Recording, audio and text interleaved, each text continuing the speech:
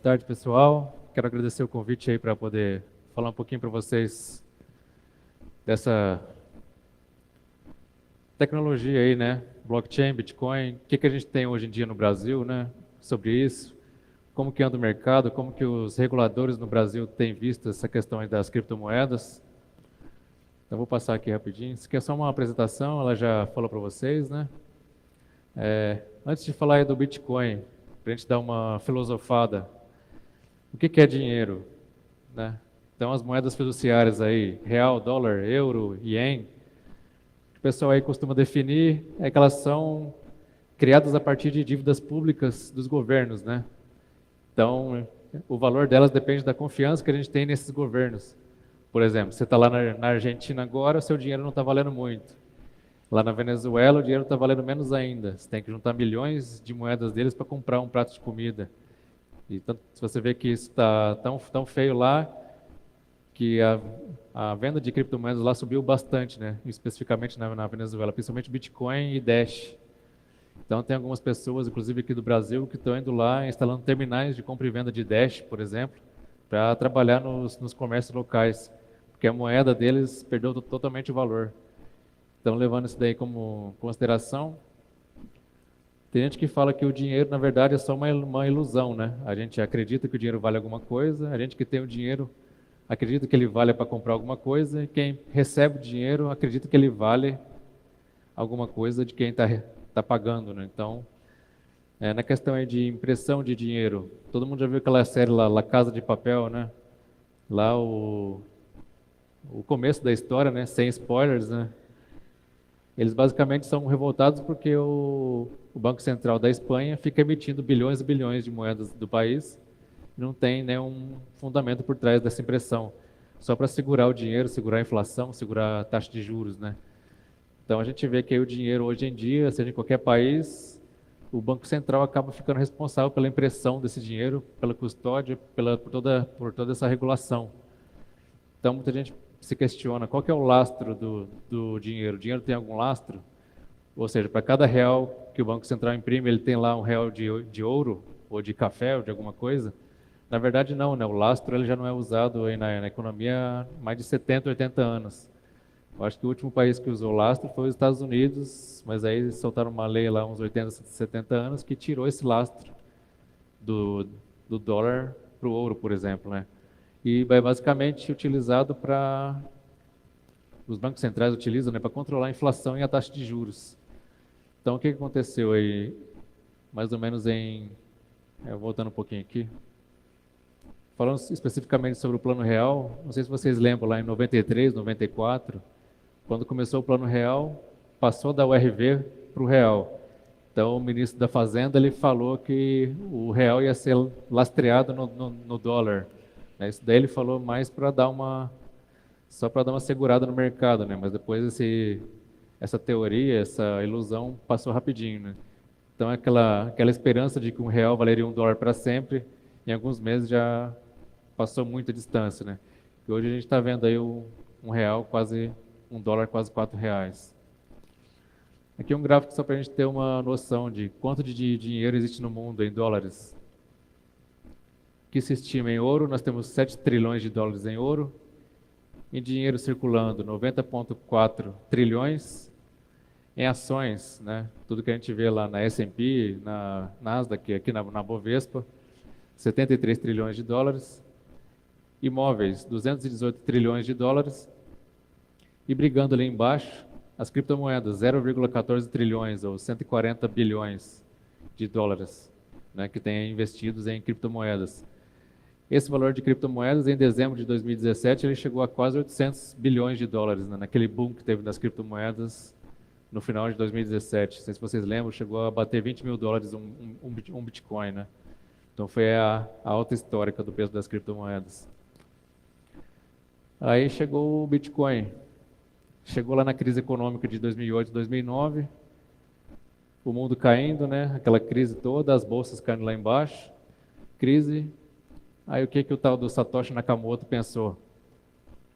Isso aqui não pode continuar assim. A gente está na mão dos bancos, está na mão das grandes casas aí de bolsa de valores, né? Aqui da S&P, da Nasdaq. que que a gente não cria um sistema financeiro a par de tudo isso, né? Um sistema descentralizado, um sistema onde os próprios usuários vão determinar qual é o preço da nossa moeda. Então, Satoshi Nakamoto, na verdade, é um pseudônimo. Ninguém sabe quem é o Satoshi Nakamoto. Mas a teoria aí mais prevalecente é que ele é um grupo de programadores que entende de criptografia e tem uma filosofia cypherpunk. Então, eles são aí meio anarcocapitalistas, né? Criaram um grupo de pessoas que entendem de criptografia, economia e soltaram o white paper do Bitcoin no finalzinho de 2008. Então, eles soltaram esse white paper com um projeto no finalzinho de 2008, em alguns grupos, algumas listas de cypherpunk, né, de fóruns fechados, né. Depois divulgou no fórum Bitcoin Talk também, depois que esse fórum foi criado, depois da ideia da moeda. Começou a conversar com as pessoas, distribuir bitcoins na época, né, mesmo sem mineração. Então, no comecinho, lá em 2009, muita gente ganhou Bitcoin. Ou seja, você, para divulgar a ideia do Bitcoin, ganhava lá 100, 200 Bitcoins, só para divulgar. Então, passada essa fase, é aí que começou a mineração em 2009. Então, Bitcoin é uma moeda que começou valendo zero, por exemplo, valendo 0 centavos, e bateu aí 20 mil dólares em dezembro de 2017. Hoje ela está valendo mais ou menos 5.500 dólares na cotação de hoje, dessa semana, por exemplo. Então, apesar de ter uma volatilidade grande, é uma moeda que saiu do zero e tem todo esse valor aí, tem várias resistências aí em relação à desvalorização. E qual que é o foco principal do Bitcoin? É ser uma moeda descentralizada. Assim como eu falei para vocês que o nosso dinheiro, aí, o real, o dólar, ele está comandado por um banco central. A ideia do Bitcoin é não ter um gerenciador central. Então, os próprios usuários é que determinam o preço e a própria rede que valida as transações através da blockchain. Apesar de ser descentralizado, é uma moeda rastreável. Então, muita gente acha que eu vou vender drogas aqui com Bitcoin e ninguém vai me localizar. Na verdade, o Bitcoin não é recomendado para isso, né? Então, se você quiser cometer crimes com Bitcoin, você está fazendo errado. Então, mais para frente, a gente vai falar de algumas moedas que são anônimas, né? Tem transações anônimas. Tem um número limitado de moedas. Então, o Satoshi Nakamoto, quando ele criou, ele já deixou determinado que vão ser criados 21 milhões de bitcoins. Até hoje foram minerados um pouco mais de 17 milhões de moedas. Então, quanto mais vai passando a emissão de bitcoins, mais difícil vai ficando a mineração, que são os eventos que a gente chama de halving. Então, quando chega num determinado bloco, a dificuldade da mineração dobra. E cada vez que dobra, o valor do Bitcoin costuma aumentar também. Ele vai acabar sendo um ativo bem escasso, né?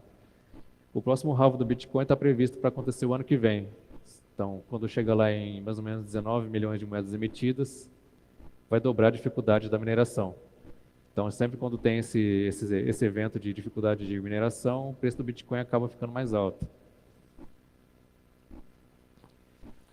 Muita gente pensa que o Bitcoin foi a primeira moeda virtual. Na verdade, não foi. Na verdade, o Bitcoin não pode nem ser chamado de virtual puramente, né? Vamos chamar o Bitcoin de moeda criptografada. Em meados de 2004, 2005, foi criada uma moeda virtual, digamos assim, né? Ou uma moeda eletrônica. Só que teve o problema do gasto duplo, né? A pessoa poderia usar 2 vezes a mesma moeda numa transação. Então, foi uma moeda que não deu certo. Se não me engano, o nome dela era eCash. Se não me engano, foram 2 moedas que foram criadas. Então, 5 anos aí, 4, 5 anos antes do Bitcoin, teve uma questão aí de criar essas moedas, mas não deu certo justamente pelo gasto duplo. Então, o hacker conseguia utilizar a mesma moeda 2 vezes. Então, a gente pode chamar o Bitcoin de uma forma de dinheiro puramente digital, ou seja, não tem nada de papel, não tem nenhuma questão de você precisar de algum documento físico para você provar que tem um Bitcoin. Você vai usar só o seu endereço físico e a sua carteira, né? Não é emitido por nenhum governo, igual eu falei para vocês. Por enquanto, nenhum governo emite criptomoedas, apesar de ter alguns países aí que querem emitir sua própria criptomoeda. Se não me engano, os Emirados Árabes eles querem criar uma moeda nacional baseada em criptografia também. Mas, por enquanto, nenhuma foi criada nesses moldes. E o seu valor ele é determinado livremente, ou seja, O Banco Central não tem qualquer influência no valor do Bitcoin. Os próprios usuários determinam o valor, vem comprando e vendendo a moeda. Então, apesar de ter muita gente que tem milhares de Bitcoins acumulados e poderem manipular o mercado, eles acabam não conseguindo por conta da liquidez, né, do volume. Então, falando do Bitcoin, a gente tem que falar também sobre blockchain, que é a tecnologia por trás do Bitcoin. Como que a gente vai evitar aí o gasto duplo da moeda, ou seja, que um Bitcoin seja gasto duas vezes? Resumindo aí, blockchain é como se fosse um livro caixa descentralizado. Então, quer dizer, ele é um protocolo de confiança digital.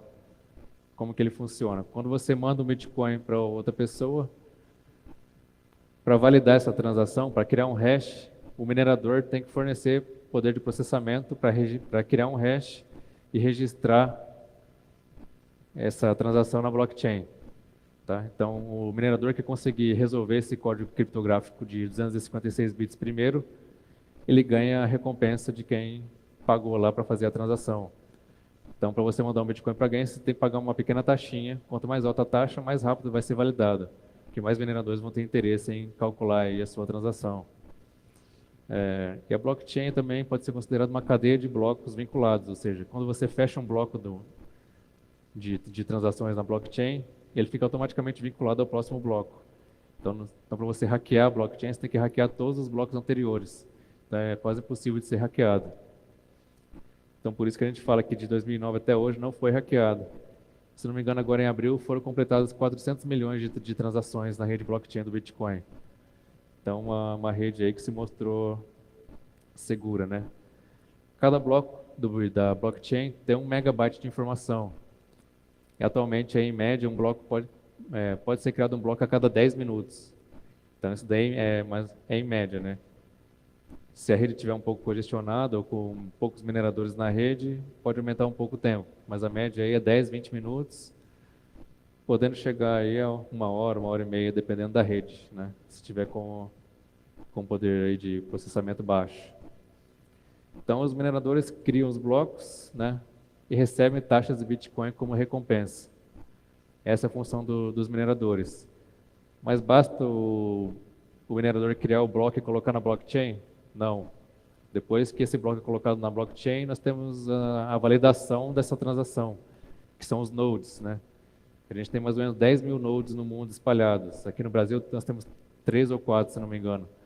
Então esses nodes, eles ficam com uma cópia da blockchain e validam aquela transação. Então, para uma transação poder ser concluída e considerada como concluída, o recomendado é que tenha pelo menos 2 validações na rede, né?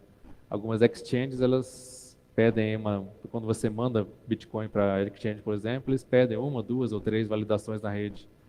Então, se você tiver uma validação só, não é tão seguro. Se tiver 2, já está tranquilo. Se tiver 3, então é basicamente impossível você falar que essa transação foi fraudulenta.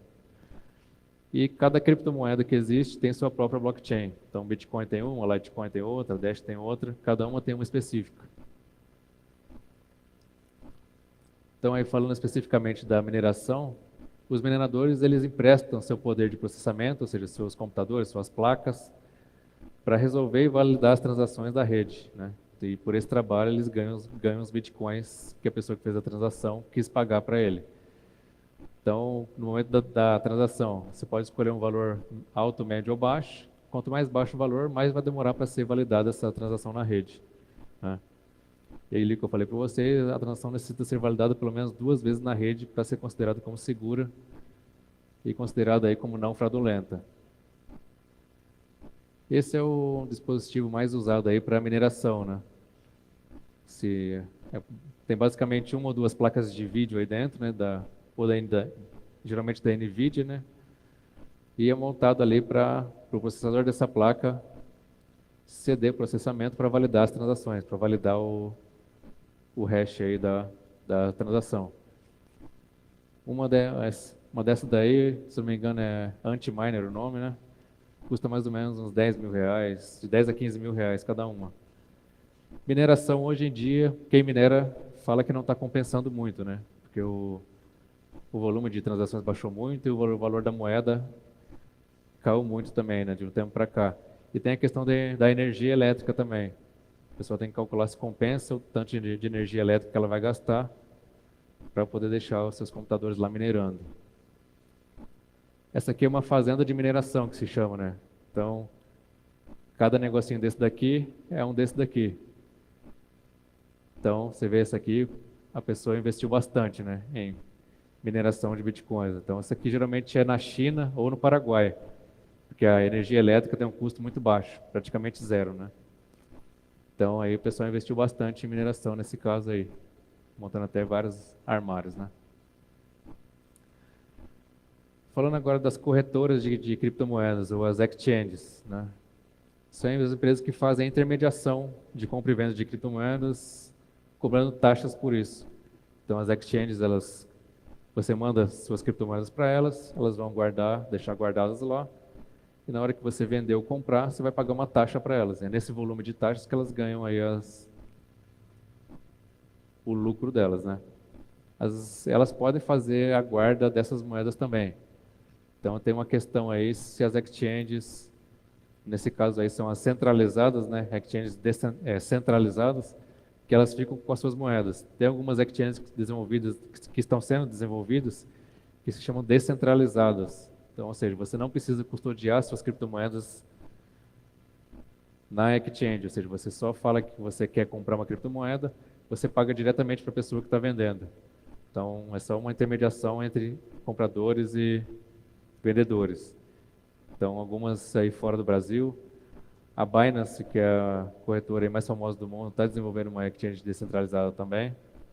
Então, isso daí eu acho que vai ser o futuro aí para fins de compra e venda de criptomoedas. No Brasil, nós não temos ainda uma solução descentralizada para corretoras, né?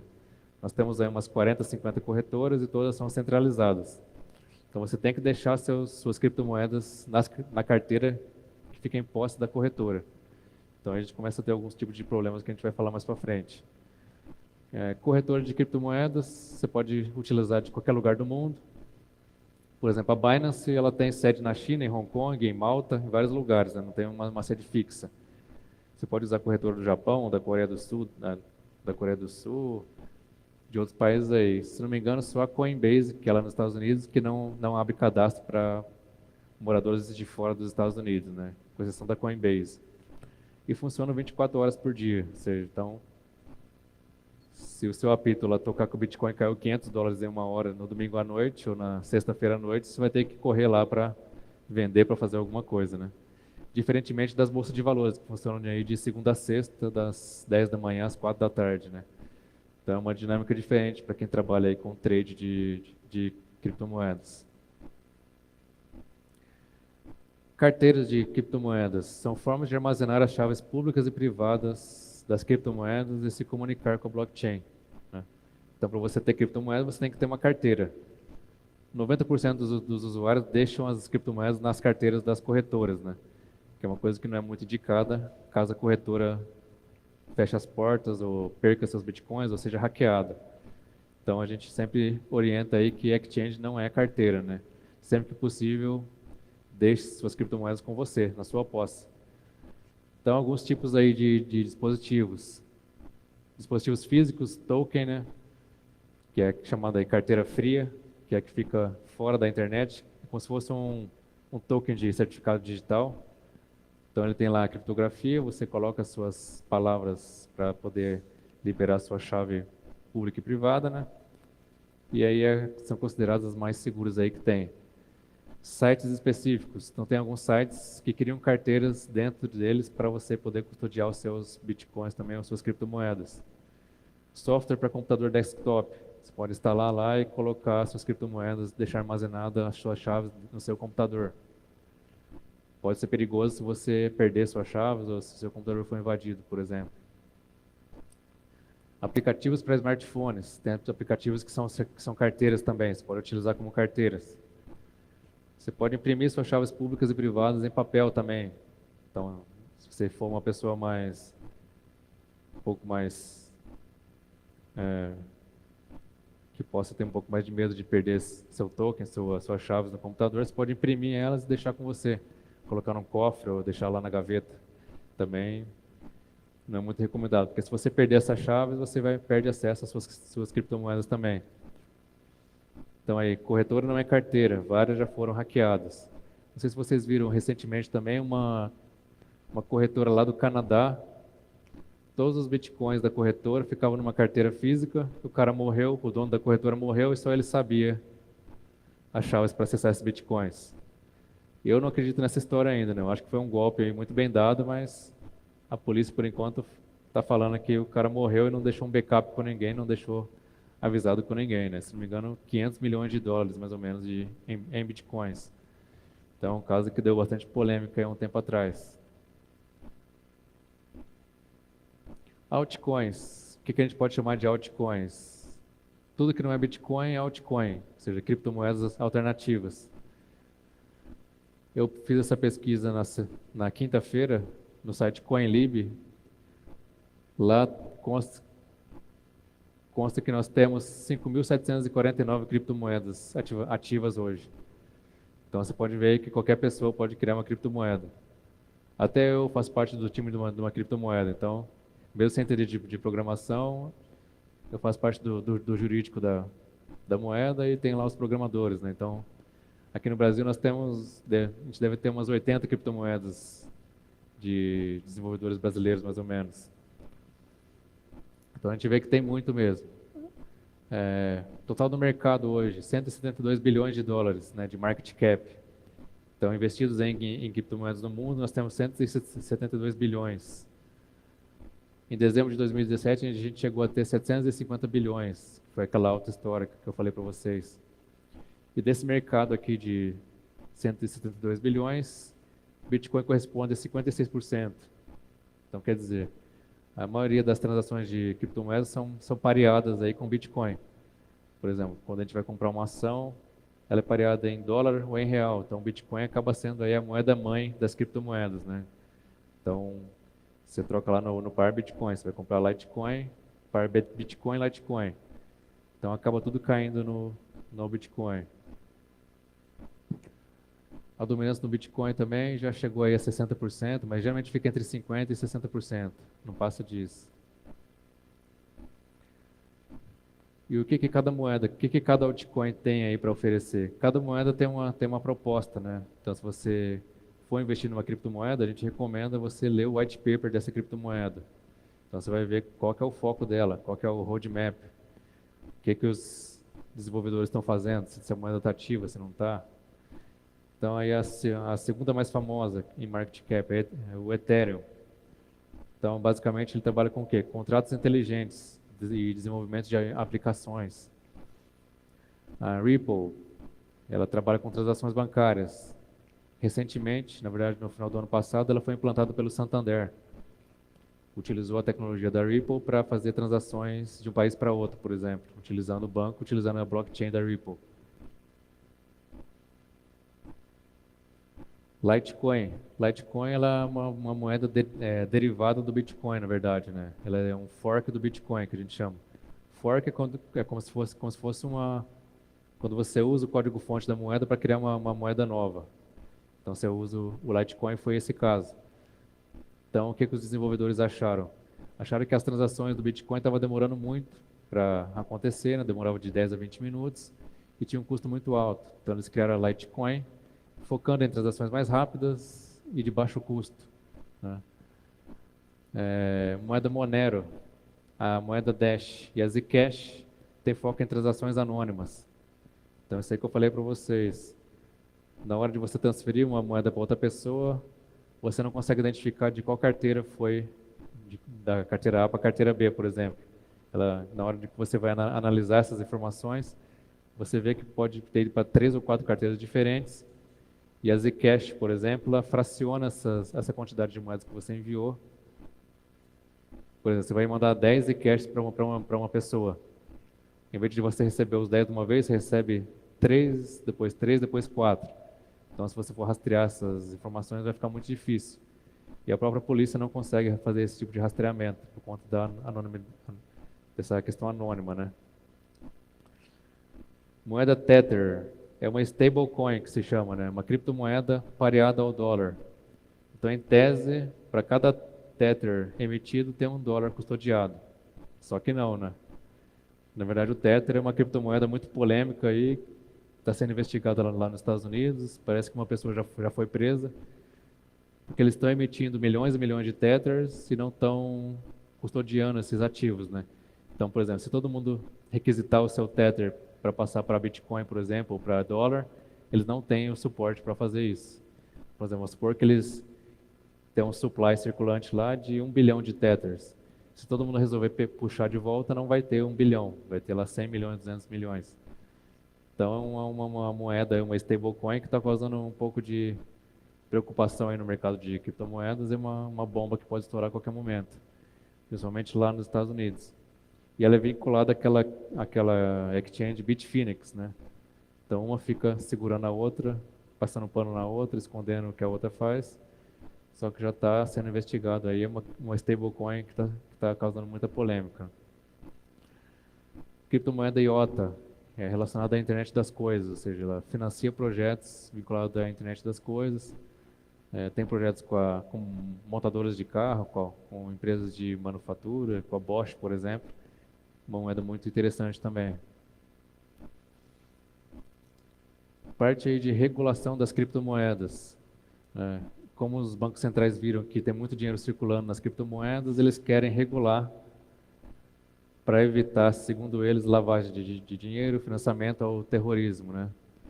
Então, quem está querendo regular hoje em dia as criptomoedas? O G20 já fizeram várias reuniões para tentar regular, para criar um padrão mundial. O FMI quer regular. A União Europeia tem um projeto também de regulação, mas nenhum sai do papel. Primeiro, porque chega lá na reunião, ninguém entende nada do que está falando, né? Segundo, que não chega no consenso.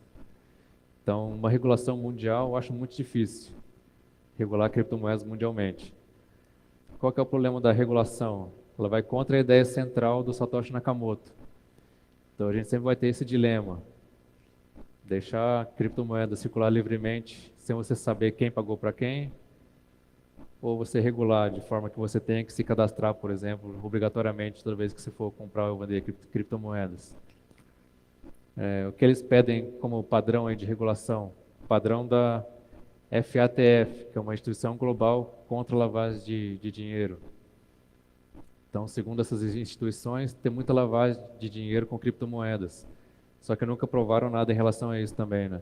A gente sabe que 99% da lavagem de dinheiro é feito com dinheiro mesmo, né? Com dólar, com mala no apartamento, né? Então, as siglas que eles sempre pedem é essa daqui, ó, ATL, Anti-Money Laundering, e CTF, Combat the Finance of Terrorism. Então, segundo o que eles colocam aí como motivo principal para a regulação, é barrar a lavagem de dinheiro e combater o financiamento ao terrorismo. Saiu uma matéria semana passada falando que o Hamas ele testa algumas possibilidades de recebimentos de doações em criptomoedas, só que eles só utilizam Bitcoin. Ou seja, além de ser totalmente rastreável, né, eles perceberam isso e estão mudando para outras moedas e mudando a técnica também. O FBI conseguiu ver que a porcentagem de criptomoedas que eles usam para financiamento é muito baixa, não chega nem a 1%. Então, o financiamento do terrorismo, especificamente do Hamas, por exemplo, é com dinheiro mesmo, com ouro, com tráfico de drogas. Então, criptomoedas muito pouco usadas. Então, essa motivação para regulação não vai ser muito forte, né, para forçar alguma coisa nesse sentido. Japão, Canadá, Austrália, Alemanha são alguns países que já regularam as criptomoedas dentro de seus países, né? O Japão é bem criterioso com criptomoedas. Eles conseguiram fazer uma regulação que a pessoa é obrigada a se cadastrar em todas as exchanges. As exchanges têm regras muito duras também, né, muito fortes. Então, várias exchanges lá são... Qualquer suspeita de fraude, a exchange é rapidamente fechada, né? A nossa querida China, eles querem proibir a mineração, porque eles estão falando que está gastando muita energia deles, né, muita energia elétrica. Então, tem um projeto para proibir a mineração. Suíça, Malta, Finlândia e Estônia são países aí que abriram suas portas aí para desenvolvedores de blockchain, de criptomoedas, de exchanges e para empresas de tecnologia em geral, né? Mas principalmente Malta. Eles estão chamando Malta de a ilha blockchain, para vocês terem uma ideia, né? Então, muitas corretoras aí mundiais estão abrindo suas sedes lá, mudando suas sedes para lá, por conta dessa liberação aí, dessa facilitação, né? Até a Binance, por exemplo, tem uma sede lá. A Estônia tem um programa de, não sei se vocês já viram, é um certificado de residência na Estônia, eletrônico, né? Qualquer pessoa pode ter. Aqui no Brasil era possível ter até um tempo atrás, mas eles fecharam a embaixada aqui da Estônia, né? Então agora você tem que ir lá para Portugal ou algum país mais próximo para poder fazer essa validação. Com esse certificado você pode abrir uma empresa lá, uma facilidade até grande, né? Eles aceitam muitas empresas de tecnologia também. Então vocês que trabalham especificamente com essa área, pode ser uma saída também. Estados Unidos. Estados Unidos eles liberam as transações aí com criptomoedas. Tem várias exchanges lá. A principal é a Coinbase, né? Que é uma das principais aí do mundo. Eles proíbem os de ofertas, lançamentos de ofertas aí de criptomoedas, né? Que a gente chama de ICO. Então lá são proibidos nos Estados Unidos. Eles proíbem o investimento. Tem uma previsão aí de eles aceitarem criptomoedas aí no mercado de ações, através da corretora BACT, que é vinculada à Bolsa de Nova York, né?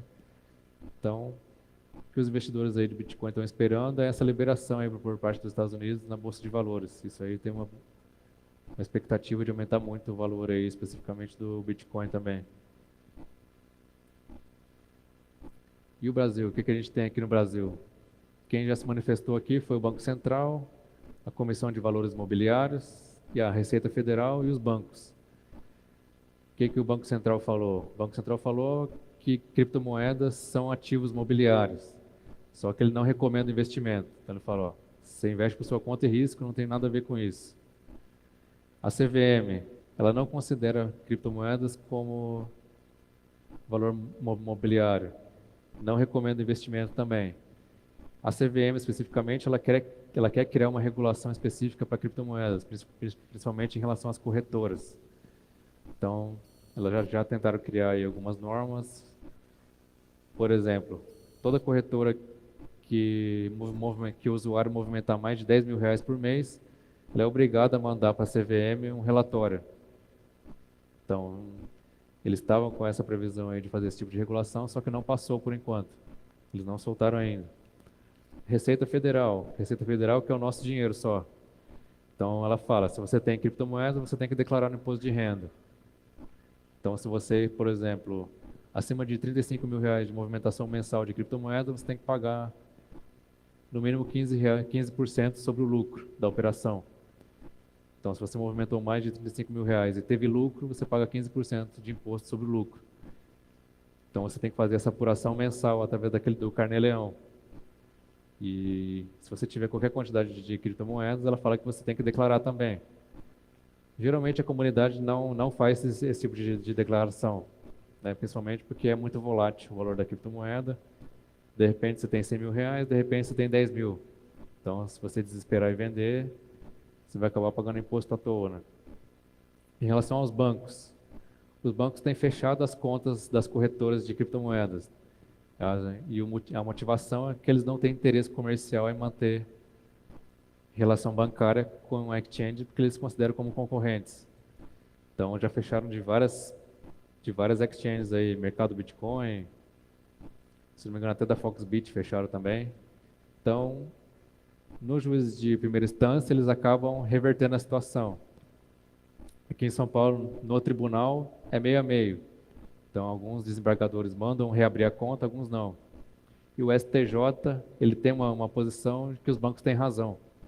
Então, enquanto não sai uma súmula, um vinculante, alguma coisa, se o processo chegar até o STJ, eles vão falar que o banco tem razão, que ele não precisa de motivo para fechar a conta. Então, isso tem acontecido bastante também.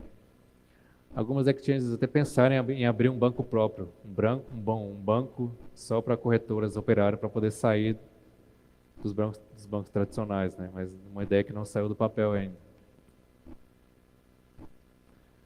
Aqui no Brasil a gente tem duas associações de criptomoedas, né? A ABC Cripto, Associação Brasileira de Criptoeconomia, a BCB, a Associação Brasileira de Criptoativos e Blockchain. Então, essas duas associações, elas estão lutando aí perante o Banco Central, a CVM, para barrar qualquer tipo de regra que prejudique o mercado de criptomoedas. Então, elas estão lutando para isso. Esse ano foi apresentado um projeto de lei para tentar regulamentar as criptomoedas no Brasil.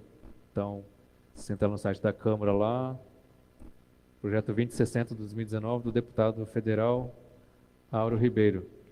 É um projeto bem simples e que não resolve nada na prática, né? Então ele precisa ser muito melhorado. Então, pelo que eu li do projeto, ele não traz nenhum benefício prático, né? Vai acabar prejudicando o mercado. Alguns reflexos no contexto jurídico aí em relação a criptomoedas.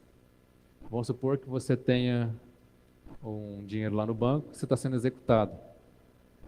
Se você passar esse valor para criptomoedas, o juiz não vai conseguir penhorar. Basicamente por quê? Porque o Bacen-Jude não alcança as criptomoedas, porque ele não está vinculado aos bancos. Então a gente está tendo alguns problemas nesse sentido. A pessoa, para ocultar bens, está transformando seu patrimônio em criptomoedas. Então, a pessoa, mesmo o juiz, mesmo a parte exequente, né, que está executando a dívida, pedir para penhorar ou falar que a pessoa tem criptomoedas, o entendimento dos tribunais hoje é que não é possível sair pesquisando bens, sair pesquisando criptomoedas da pessoa de forma aleatória. Então, ou o exequente fala exatamente onde a pessoa tem criptomoedas, ou não é possível você fazer qualquer tipo de penhora. E mesmo se fosse, vamos supor que a pessoa não deixa que as criptomoedas lá na corretora, deixa numa carteira física, por exemplo, aí o juiz nunca vai alcançar mesmo. O que alguns juízes podem fazer é mandar um ofício para todas as corretoras do Brasil, né? Mas são mais de 50, em torno de 50 mais ou menos, que ficaria na prática inviável, né? Então, o que o judiciário entende hoje é que as criptomoedas é um bem abstratamente penhorável, ou seja, no mundo das ideias ele é penhorável, só que na prática não. Então, acaba tendo esse problema aí.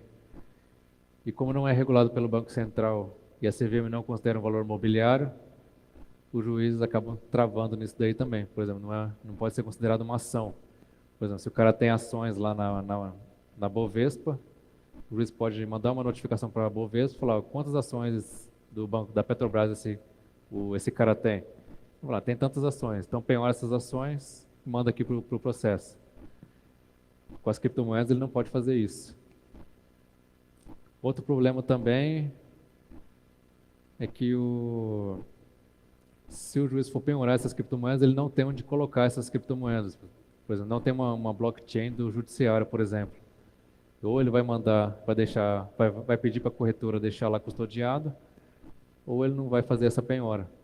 Então, até que o processo se resolva, essas criptomoedas podem perder o valor também. Ou aumentar o valor, né, se o exequente tiver sorte.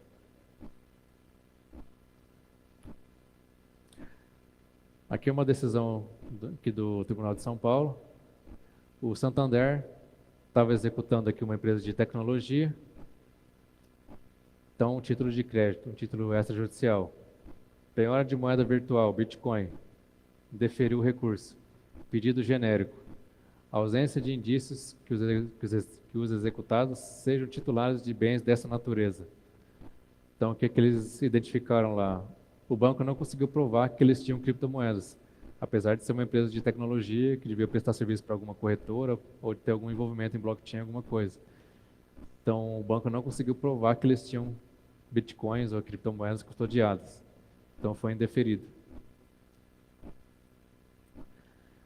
Falando aí sobre lavagem de dinheiro, falei um pouco já para vocês, né? Aqui no Brasil, a gente teve o caso do Sérgio Cabral, que a Polícia Federal achou algumas carteiras lá de criptomoedas, algumas transações que eles usaram para lavar dinheiro. Só que ficou identificado depois que foi só um teste que eles fizeram. Eles pegaram lá 300 mil reais e fizeram um teste de lavagem de dinheiro. Então a gente sabe aí na prática que isso não representa nem 1% do que eles lavaram de dinheiro lá no Rio de Janeiro, né? Então eles chegaram a fazer alguns testes de lavagem de dinheiro com criptomoedas, só que acabou sendo 99% com dinheiro mesmo. Então, tudo que a gente vê do Sérgio Cabral foi feito em relação à lavagem de dinheiro e desvio de patrimônio com imóveis, com bens, com dinheiro mesmo.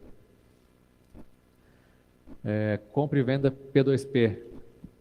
O que a gente chama P2P? Quando você compra direto de um outro usuário.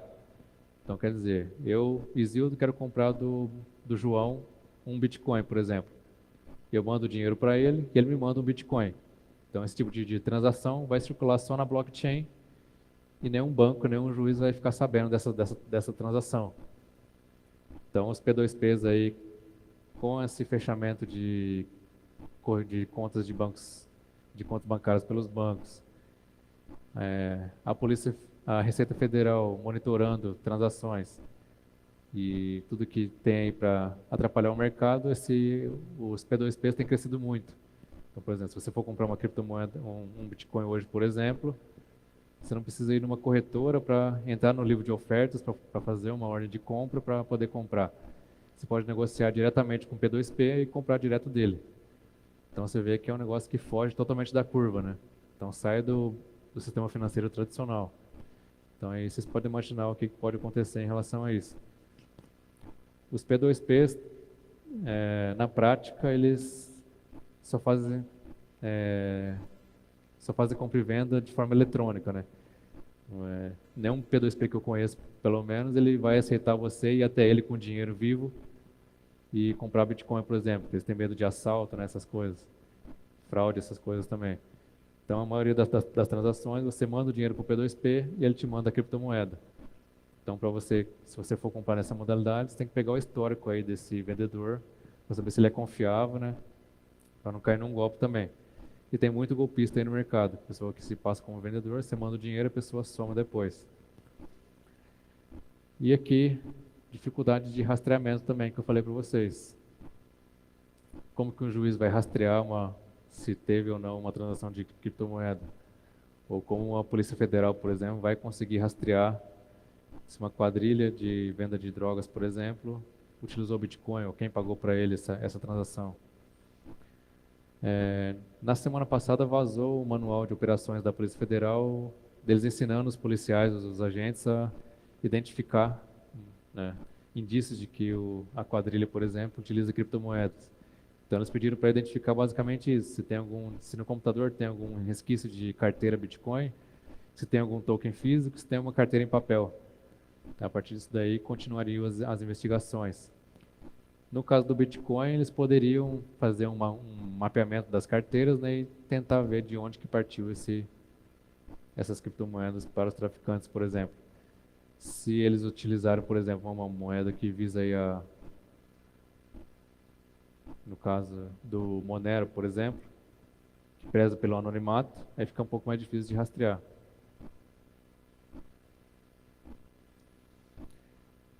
No caso de direito do consumidor,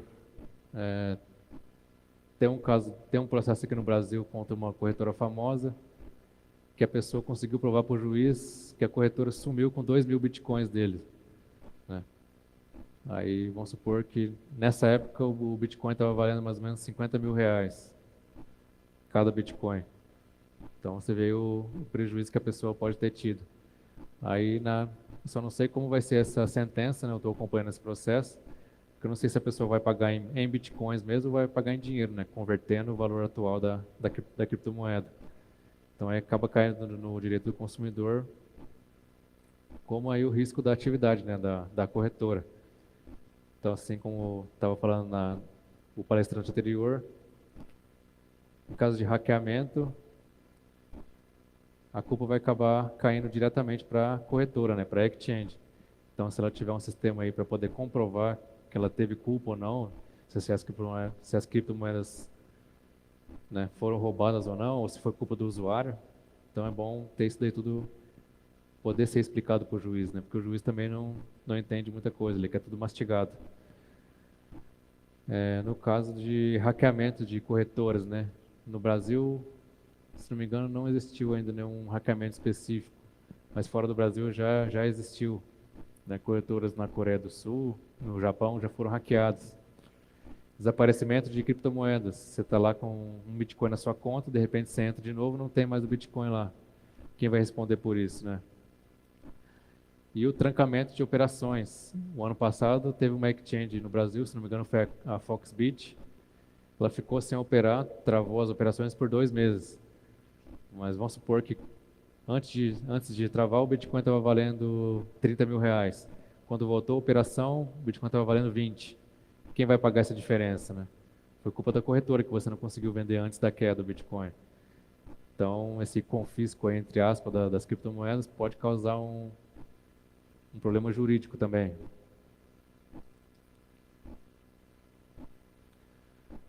Sistema de cartórios.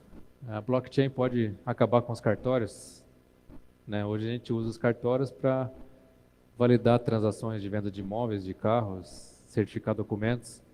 A blockchain poderia deixar tudo isso daí mais fácil e mais barato, né? Por exemplo, você vai vender um carro, um imóvel, você utiliza a blockchain, fica lá registrado que você vendeu para a pessoa, que a pessoa comprou de você. Então tem esse questionamento também. Essa plataforma aqui, Original My Blockchain, ela faz basicamente atas notariais. Então, você quer registrar um conteúdo que você achou num site ou no Facebook, por exemplo. Você usa a blockchain para registrar esse evento, esse texto, essa postagem com uma difamação, por exemplo. Ou você quer preservar uma prova que você vai usar no processo. Essa empresa aqui, Original My Blockchain, é que ela é sediada em Malta. É uma empresa de um brasileiro que está sediada lá em Malta. Então, é basicamente isso daqui, ó, registros em geral sem uma autoridade reguladora. Então, a gente não precisaria mais do cartório para registrar né, as nossas compras e vendas aí. Num caso aqui de São Paulo, a Associação de Registradores de Imóveis de São Paulo, ela não aceita escritura de compra e venda de imóveis baseado em bitcoins. Por exemplo, você não pode colocar lá na escritura de compra e venda que você pagou pelo imóvel em criptomoedas, eles não aceitam, tem que ser em reais. Por exemplo, paguei 500 mil reais na casa, não posso colocar, paguei 100 bitcoins nessa casa, eles não aceitam. Essa aí é uma curiosidade também. No caso de contratos inteligentes, né, os smart contracts, quem recebe quanto?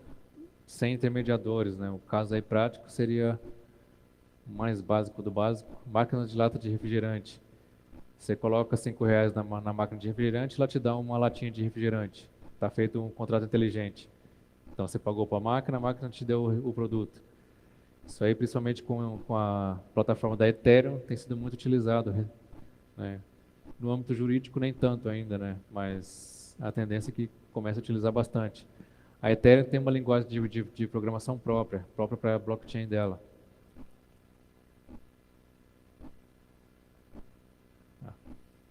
Aqui está repetida. No caso de direitos autorais, eu fiz uma música, quero registrar, fiz uma letra, escrevi um livro, quero registrar uma patente, uma ideia. Tudo isso pode ser registrado hoje em dia na blockchain. Então tem vários sites aí que fazem esse registro, né, em blockchains específicas. Não, pode ser além da Ethereum em outras blockchains também, para ficar mais certo. Qual a validação disso juridicamente? Aí a gente ainda não tem um caso prático, por exemplo. Vamos supor que a pessoa está brigando porque escreveu uma música, mas a outra está falando que foi ele que escreveu. Se você tem esse registro na blockchain, qual seria a validade jurídica disso? Na prática, a gente não tem nenhum caso ainda, mas a gente com certeza vai ter mais para frente. Sistema de votação, né, eleições gerais. Por que a nossa urna eletrônica não poderia ser substituída por uma blockchain? Muito mais seguro, muito mais rápido, muito mais fácil, né? Assembleia de condomínio, aquela briga toda, fazer um sisteminha em blockchain para o condomínio poder votar sem precisar descer lá para o salão de festa, por exemplo.